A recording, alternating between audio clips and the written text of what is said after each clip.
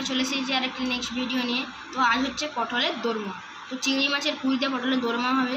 তো আমার মা প্রথমে হচ্ছে পটলগুলোকে ছাড়িয়ে নিচ্ছে এবং পটলের ভিতরে যে বীজগুলো থাকে সেগুলোকে বার করে নিচ্ছে। কীভাবে করছে সেটা আপনারা দেখুন।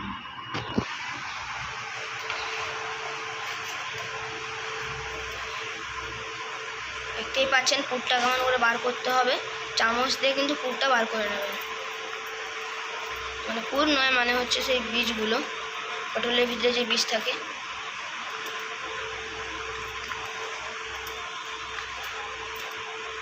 দেখতে পাচ্ছেন ভিতরে কোনো পুর নেই, পটলটা রেখে দেওয়া হবে।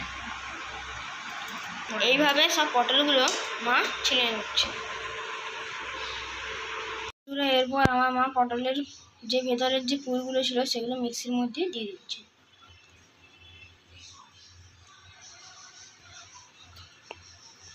পটলের ভিতরে যে পুরটা, তার জন্য মা কী কী দিচ্ছে দেখুন।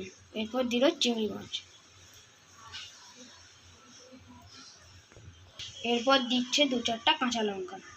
এরপর এটা মিক্সিতে পেস্ট করে নেবে। পুরটা রেডি করার জন্য কিছু মশলা মিক্সিতে বেটে নেবে। প্রথমে যাচ্ছে পেঁয়াজ, তারপর গেল আদা এবং তারপর যাচ্ছে রসুন, এরপর যাচ্ছে জিরা, গোটা জিরা যাচ্ছে। এরপর কড়াই তেল দিয়ে পটলগুলো হালকা করে ভেজে নেবে।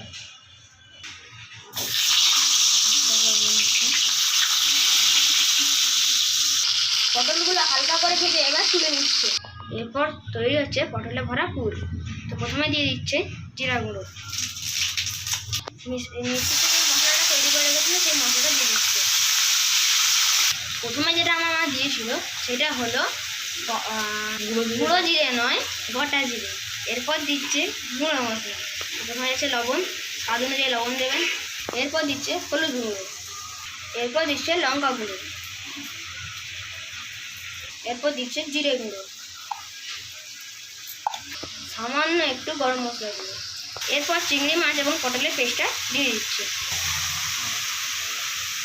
এরপর এই মশলাটা ভালো করে কষিয়ে নেবে। ভালো করে নাড়াচাড়া করে নেওয়ার পর এরপর দিচ্ছে ধনেপাতা কুচি। দেখুন বন্ধুরা, কত সুন্দর কিন্তু ভাজা ভাজা হয়ে গিয়েছে। রেডি আমাদের ভরা পটলের মধ্যে পুর। দেখুন বন্ধুরা, মা কেমন পটলের মধ্যে পুরগুলো করছে।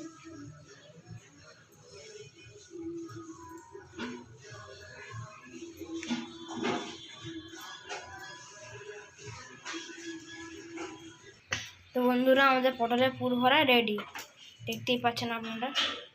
এরপর কড়াইয়ে তেল দিয়ে দিচ্ছে। তো ফোড়ন হিসেবে দিচ্ছে শুকনো লঙ্কা, তেজপাতা এবং গোটা গরম মশলা। এরপর দিয়ে দিচ্ছে পেঁয়াজ কুচি। পেঁয়াজটা ভাজা ভাজা হয়ে যাওয়ার পর দিচ্ছে এর মধ্যে আদা রসুনের পেস্ট। দেখো বন্ধুরা, মশলাটা ভালো করে কষে যাওয়ার পর এরপর দিচ্ছে গুঁড়ো মশলা। প্রথমে দিচ্ছে স্বাদ অনুযায়ী লবণ, এরপর দিচ্ছে লঙ্কা গুঁড়ো, এরপর দিচ্ছে হলুদ গুঁড়ো, এরপর দিচ্ছে জিরা গুঁড়ো। এরপর এটাকে ভালো করে কষিয়ে নেবে। এর মধ্যে দিচ্ছে ফাটিয়ে নেওয়া টক দই, এরপর দিচ্ছে বেটে রাখা কাজু বাদাম। এবার এটা ভালো করে কষিয়ে নেবে। স্বাদ অনুযায়ী অল্প একটু চিনি, এরপর দিচ্ছে গরম মশলা গুঁড়ো, এটা আপনারা লাস্টেও দিতে পারেন। ভালো করে কষে নেওয়ার পর সামান্য এর মধ্যে জল দিচ্ছে, কারণ এতে বেশি জল দেওয়া হয় না তরকারিটা। এর মধ্যে এবার ভেজে রাখা পটলগুলো দিয়ে দেবে।